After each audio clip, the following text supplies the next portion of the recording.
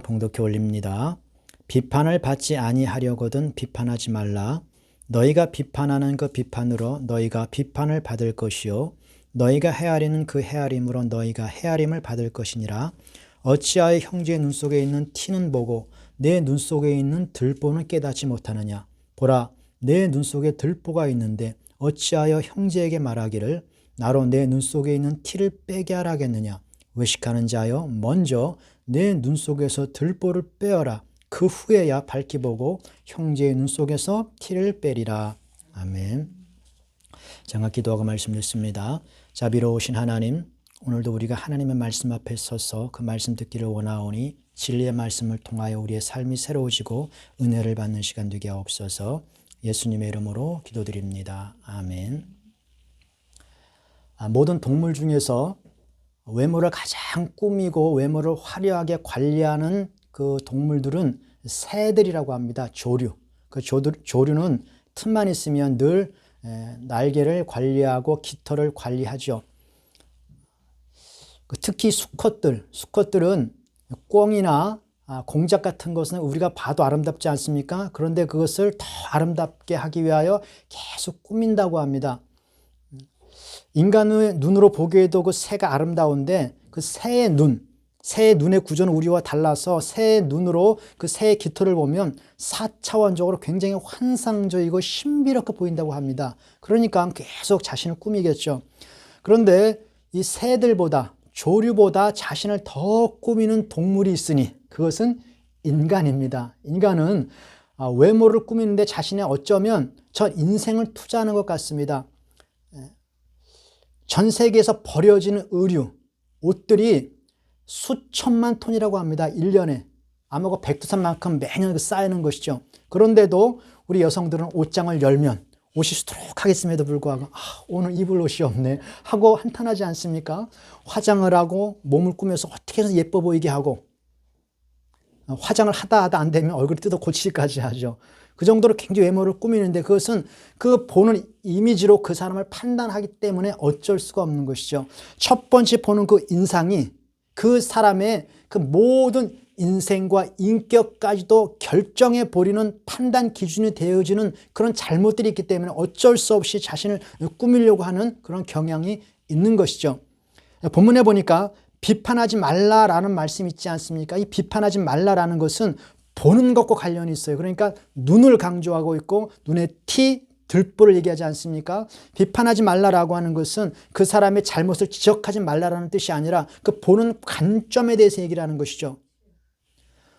만약에 비판하지 말라라고 했을 때 우리 입을 다물고 살라라고 하면은 이 세상의 모든 언론들은 존재할 필요가 없습니다. 사회라고 하는 것, 국가라고 하는 것은 정당한 비판을 통해서 발전하는 것이거든요. 예술, 문학, 정치, 사회, 종교도 마찬가지입니다. 비판을 통해서 성장을 합니다. 만약 부패한 교회에 대한 정당한 비판이 없었다면 종교 개혁은 일어나지 못할 수밖에 없다는 거죠.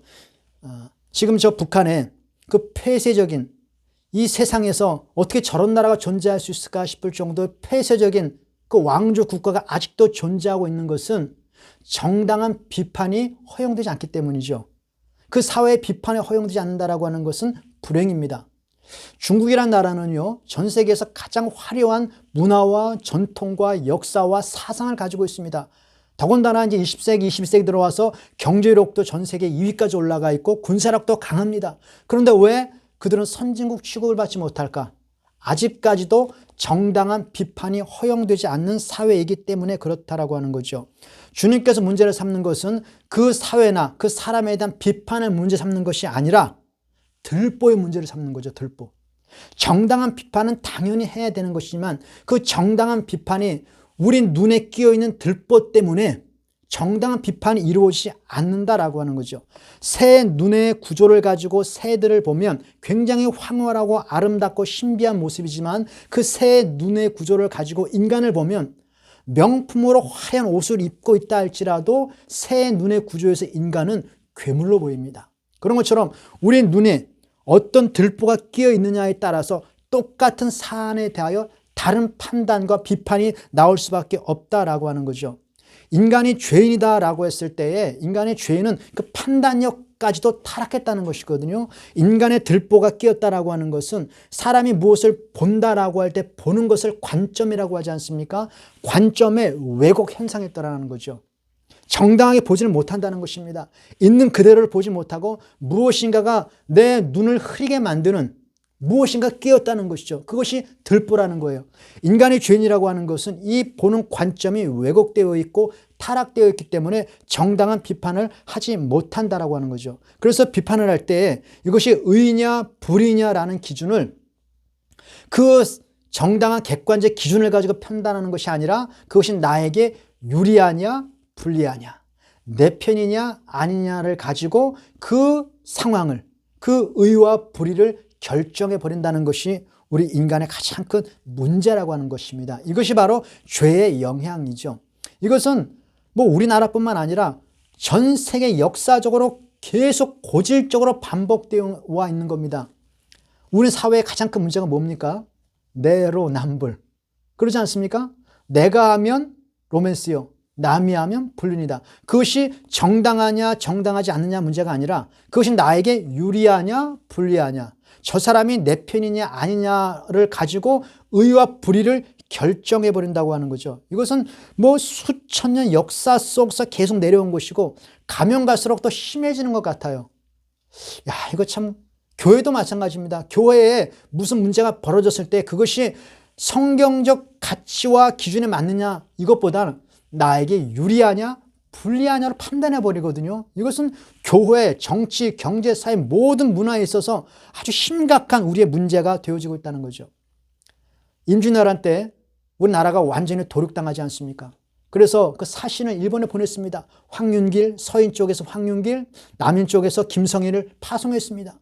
그래서 그 일본의 상을 보고 와서 보고를 합니다. 황윤길이 말합니다. 준비해야 합니다. 저들은 이미 전쟁 준비가 다 끝났습니다.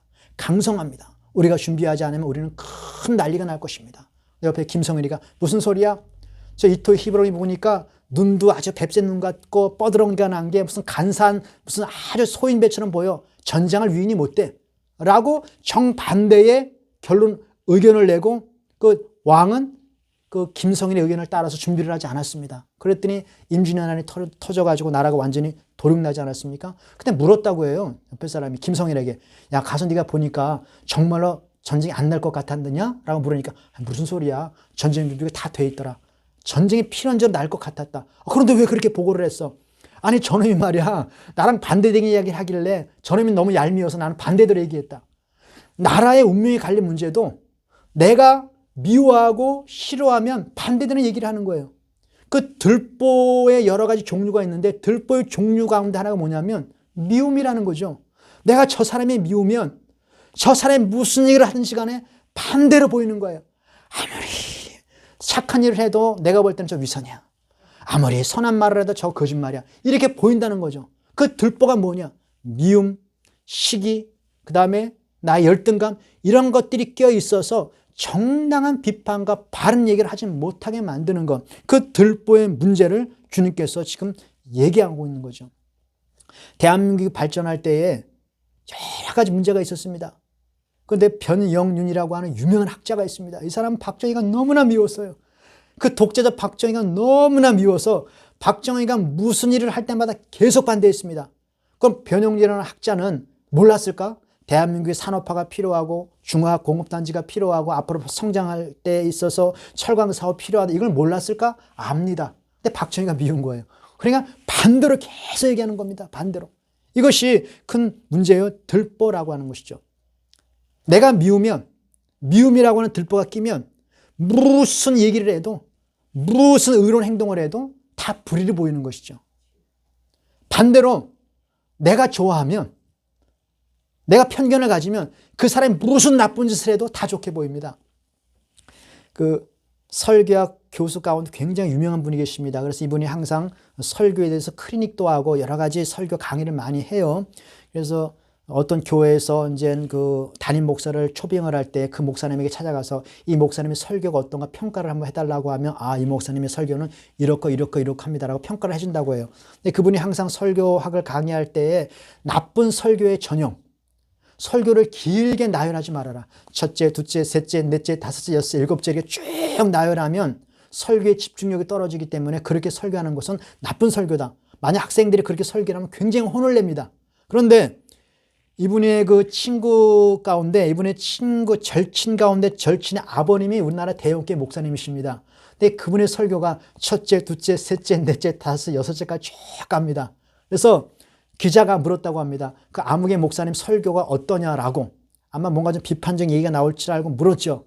난감해요. 자기 친구의 아버님이고 또 그 교회에서 많은 후원을 받았거든요. 혹시 공부할 때. 그 어떻게 할까 하다가 이분이 어떻게 판단을 내렸냐면 그분의 설교는 뷔페식 설교다. 쭉 나열해놓고 성도들에게 골라먹는 재미를 준다. 이렇게 얘기를 해버렸어요. 학생들이 그렇게 얘기하면 막 혼을 냅니다. 왜 설교를 그렇게 하느냐? 그건 나쁜 설교다. 성도들의 집중력을 떨어뜨린다. 근데 자기가 좋아하고 존경하는 목사님이 그렇게 설교하니까 이분은 뷔페식 설교야. 모든 성도들에게 쭉 음식을 차려놓고 골라먹는 재미를 줘. 이게 인간의 그 한계라는 것이죠. 예수님께서 그것을 지적하는 겁니다. 조영기 목사님 돌아가셨지 않습니까? 조영기 목사님의 평가가 얼마나 극명히 갈리는지 몰라요. 조영기 목사는 한국 교회 부흥에 있어서 가장 중요한 역할을 했던 위대한 목사라고 평가하는 분들이 굉장히 많습니다. 또 정반대는 한국 교회의 물질주의, 성장주의, 타락의 원흉이라고. 그래서 어떤 사람은 조영기 목사 지옥 같다라고 하는 사람도 있어요. 어떤 관점으로 보느냐에 따라서 그 판단이 완전히 달라지는 겁니다. 그런데 그 판단의 기준이 뭐냐? 나에게 유리한가 불리한가라는 것이죠. 우리에게는 분명한 성경적 기준이 있음에도 불구하고 성경 해석도 나에게 유리하냐 불리하느냐를 가지고 성경도 해석해 버리니까 그것이 사회 문제가 되어지고 우리 신앙에서 큰 걸림돌이 되어진다라고 말하는 것입니다. 그래서 예수님께서는 비판 그 자체보다는 우리 눈에 들보를 먼저 빼는 것이 굉장히 중요하다라고 강조를 하는 것이죠. 그러면 우리 눈에 들보를 뺀다는 것이 어떤 의미일까? 들보를 빼어야 우리가 밝게 볼 수 있다고 말하거든요. 들보를 빼지 않으면 무엇을 보든지 간에 왜곡되어 있으니까 들보를 빼야 하는데 이 들보를 뺀다라는 것을 성경이 어떻게 설명하고 있냐면 누가복음 17장 3절에 보니까 스스로 조심하라. 만일 내 형제가 죄를 범하면 경계하고 회개하거든 용서하라. 그러니까 우리는 누군가의 잘못이 눈에 딱 드러나면 누군가 아주 볼상사나운 모습으로 행동을 하면 제일 먼저 나타나는 현상은 비판입니다. 저 사람이 저 모양이에요. 저 사람 목사라면서? 교회를 10년 다녔다면서? 근데 왜 저렇게밖에 못하지? 정치인이 왜 그따위야라고 욕부터 먼저 하잖아요. 비판부터 먼저 하잖아요. 그런데 성경 말하기를 비판하기 이전에 스스로 조심하라를 먼저 강조합니다. 왜냐하면 그 행동을 내가 할 수 있다는 것이죠. 그래서 경계하고 조심하라. 갈라디아서 6장에서도 보니까 똑같은 말씀을 합니다. 만일 누가 범죄한 일이 드러나거든 너는 비판하고 정죄하기 이전에 내 자신을 돌아보아 너도 시험을 받을까 두려워하라. 세상에서 벌어지는 모든 일들 하다못해 심각한 사이코패스의 그 범죄 현장까지도 그것이 나의 삶에서 언제든지 일어날 수 있다는 것을 우리는 인식해야 된다는 것이죠. 그러므로 먼저 조심하고 경계하라. 우리가 그 사람이 회개하면 용서하라는 말을 왜 할까요? 나도 그 죄를 범할 수 있는 충분한 가능성이 있기 때문에 저 사람이 회개할 때 내가 받아주어줘야 내가 회개할 때 다른 사람도 나를 용납할 것이며 내가 회개할 때 하나님도 나를 받아줄 것이다. 그러므로 들보를 뺀다는 것은 먼저 내 자신을 살피는 것을 말해요. 조심하는 것을 말합니다. 경계하는 것을 말합니다. 어떤 죄가 나타났을 때, 어떤 죄의 현상이 드러났을 때 이것이 나의 삶에 드러날 수 있다는 것을 경계하고 늘 돌아보아야 한다는 것이죠. 그것을 가리켜서 내 눈 속에 들보를 빼라. 그리하여야 형제의 눈 속에 있는 티가 보인다. 형제의 눈 속에 있는 티가 보이면 그냥 방치해서는 안 됩니다. 주님께서 말하기를 그 티를 빼주어라 합니다. 빼주는데 먼저 내 눈에 들보가 껴있으면 그 티가 아무것도 아닌데 잘못 빼다가 눈까지 뺄 수 있으니까 먼저 내 눈 속에서 들보를 빼라라고 말씀하는 것이죠. 내 자신을 돌아보고 내 자신을 살피는 것이 먼저다라는 것을 강조하기 위해서 들보를 얘기하는 것이고 또 하나는 이 들보라고 하는 것은 들보를 뺀다라고 하는 것은 남을 비판할 때 그 사람을 뭐 욕하고 험담하고 그 사람 막에 소위 말하는 뒷담화 하는 정도를 물론 포함합니다만, 그것을 포함해서 이 비판하지 말라라고 하는 것은 그 사람을 판단하고 정죄하는 것입니다. 내가 재판을 해버리는 거예요. 그것을 말하는 거거든요. 누가복음 6장 37절에 보면 이 동일한 말씀을 어떻게 말씀하냐면, 비판하지 말라, 너희가 비판을 받지 않을 것이요, 그리고 말하기를 정죄하지 말라, 그리하여 너희가 정죄를 당하지 아니할 것이다. 인간에게는 이미 작든 크든 들보가 껴있기 때문에 남을 정죄하고 재판할 수 있는 능력이 상실되어 있습니다. 그러므로 내가 함부로 판단하고 정죄한다는 것이 굉장히 위험하다는 것이죠. 여러분, 길가에서 누가 사람을 죽입니다. 이 사람이 살인자입니다. 이건 분명한 죄인이에요. 그래서 내가 이 사람은 살인자구나 라고 판단을 하고 내가 그 사람을 즉각적으로 재판할 수 있습니까? 처단할 수 있나요? 응징할 수 있나요? 그럼 나도 살인자가 되는 거예요. 그 재판할 수 있는 권리는 이 사회에서도 개인에게 주어지지 않습니다. 그 사안을 가지고 판사에게 가서 판사의 재판이 떨어져야만 법에 의해서 처단할 수 있는 것이죠. 사회에서도 이 법 질서 안에서 개인이 개인을 재판할 수 없는데, 하나님 앞에서 우리가 하나님 앞에서 우리가 인간을 천국과 지옥을 재판하고 정죄한다? 이것은 말도 안 된다라고 하는 것이죠. 인간의 법 제도 안에서 판사조차도 약점이 있어서 판사가 하는 재판도 때로는 엉터리가 있을 수 있습니다. 참 그것이 우리 사회와 전 세계적으로 법 제도를 가지고 있지만 그 한계 때문에 참 인간이 억울한 점이 많이 있는데, 똑같은 사안입니다. 1심에서 2심으로 올라가죠. 토시 하나 틀리지 않고 그 모든 조항과 모든 내용이 다 똑같은데 판사의 성향에 따라서 유죄가 되고 무죄가 되어집니다. 교통사고 나잖아요. 교통사고 나면 이제 그 직결로 가서 재판을 받습니다. 직결로 가서 이 경찰들이 자꾸 엉터리를 판단하니까 직결 가서 판사한테 재판을 받는데, 그 직결 가서 판사한테 재판을 받을 때 사람들이 뭐라고 말하냐면 판사 로또라고 말합니다. 어떤 판사를 만나느냐에 따라서 무죄도 되고 유죄도 되어져요. 잘못되면 실형도 받거든요. 수천만 원 벌금도 막 나오거든요. 벌금 얼마까지인지 모르겠습니다만. 그 판사도 한계가 있단 말이죠. 그런데 인간 내가 함부로 사람을 판단하고 정죄한다? 더군다나 인간의 들보가 껴있는데, 그러므로 너희는 판단하지 말라라고 말씀을 하고 있는 것이죠. 이 세상에서 공정한 심판을 하실 수 있는 유일한 분은 하나님 한 분밖에 없는데, 그 하나님께서도 최종 심판을 지금 유보하고 계십니다. 지금 딱 결정해버리자. 하나님 다시 유보하고 계신데 네가 뭔데 미리 판단을 하고 미리 정죄를 하느냐. 그러므로 판단하지 말라라고 말씀을 하고 있는 것이죠. 여기에 대해서 야고보서는 정확하게 이렇게 기록하고 있습니다. 형제들아, 서로 비방하지 말라. 형제를 비방하는 자나 형제를 판단하는 자는 곧 율법을 비방하고 율법을 판단하는 것이니, 내가 만일 율법을 판단하면 율법의 준행자가 아니요 재판관이로다. 입법자와 재판관은 오직 하나님이시다 라고 말씀하시면서 우리가 함부로 재판하고 재단하는 것에 대해서 우리에게 교훈을 주고 있는 것이죠. 네가 누구이기에 함부로 이웃을 판단하느냐, 함부로 정죄하느냐. 하나님도 지금 유보하고 계시다. 그런 의미에서 들보를 빼고 함부로 비판하지 말라라고 성경이 말씀해 주고 있는 것이죠. 또 하나는 이 비판을 받지 아니하려거든 비판하지 말라라고 했을 때, 이 말이 내가 남을 뒷담화하고 남을 욕하면, 나 없을 때 내가 화장실 가면 누군가 또 저 사람을 욕하고 뒷담화하고 뭐 이럴 것이다, 이 차원이 아니라는 거죠. 이것보다 훨씬 더 큽니다. 내가 남을 비판하고 내가 남을 판단하면 내가 판단을 받는데 그 판단이 인간의 판단이 아니라 하나님의 판단이 온다는 것이죠. 이것이 굉장히 우리를 두렵게 합니다. 왜 그런가 하면 예수님께서 이렇게 말씀하십니다. 로마서 2장 2절에 보면, 마태복음 12장에 보면 내 말로 의롭다함을 받고 내 말로 정죄함을 받으리라. 그러니까 내가 저게 사람이야? 저 인간으로서 어떻게 저럴 수가 있어? 라고 내가 막 비판을 했는데 내가 그 일을 행하거든요. 그러니까 예수님께서 내가 너를 정죄하지 않아. 네가 그렇게 말했잖아. 네 말이 너를 정죄한다. 그래서 네 말로 의롭다함을 받고 네 말로 정죄함을 받으리라. 로마서 2장에 보면 네가 핑계하지 못할 것이다. 하나님의 심판대에 가서 절대 핑계할 수 없을 것이다. 왜냐하면 네가 판단하는 것으로 네가 남을 이렇게 판단했잖아. 그런데 네가 같은 짓을 했기 때문에 네가 너를 이미 판단했다. 뭐 법조문이고 뭐고 다 필요 없어. 네가 이런 놈은 죽어야 된다고 네가 이미 말을 했기 때문에 네가 핑계할 수 없다라고 말을 하는 것이거든요.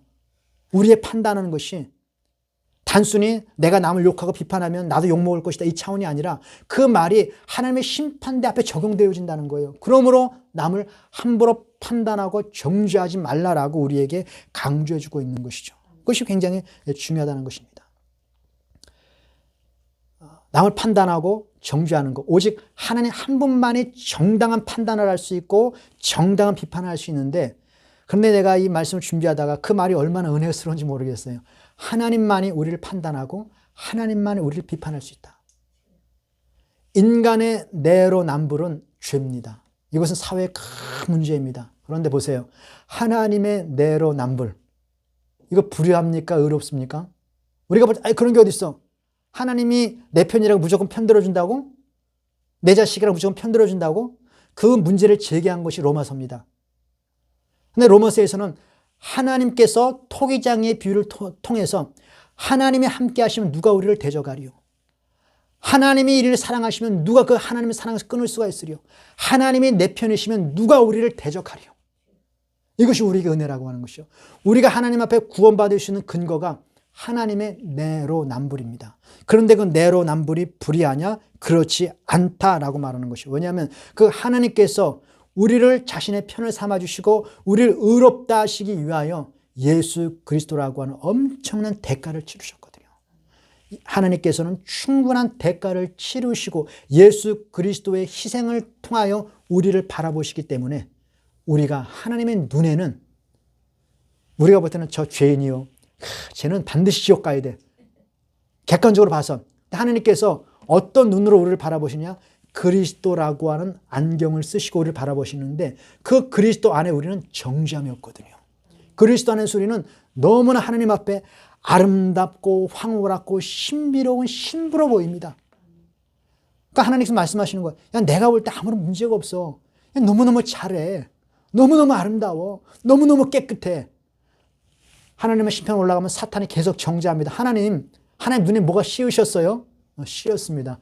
그리스도가 씌우셨습니다. 그래서 그리스도 안에서 우리를 바라보시기 때문에 그 우리 의로움이 정당화되어지는 것이죠. 그리고 하나님은 온 우주 만물을 다스리시고 통치하시는 주권자이시기 때문에 하나님이 의롭다 하면 거기에 반기를 들 사람이 없습니다.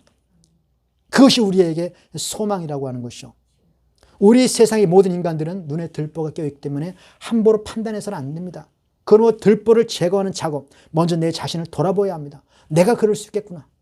그리고 내가 함부로 남 판단하고 정죄했다가는 그 정죄와 판단이 나를 올가매일 수 있겠구나 라고 하는 것을 늘 우리가 보살펴야 합니다.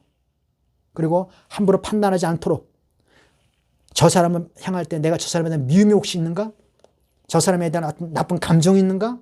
그것 때문에 이 사람의 말이 곱게 나오지 않을 수도 있으니까 이런 것들을 늘 조심해야 하고, 또 하나 그러면서 우리가 감사해야 할 것은 하나님께서 그리스도라고 하는 그 프리즘을 통해 우리를 바라보시기 때문에 나의 모든 행동과 나의 모든 삶을 의롭다고 인정해 주시는구나 라는 것을 생각하며 감사하고 기쁨으로 살 수 있다라고 하는 것이죠. 우리는 재판관이 아닌 준행자로 세워졌고 판단자가 아닌 내 자신을 돌아보며 섬기는 자로 세워졌다는 것을 우리가 늘 인식하고 겸손하게 살아야 합니다. 그리고 내가 세상에서는 어떤 비판과 정죄함을 받는다 할지라도 그리스도 안에서 나를 바라보시고 나를 언제나 의롭다 하시는 그 하나님의 사랑 때문에 늘 감사하고 기쁨으로 사는 저와 여러분 되어지기를 바라겠습니다.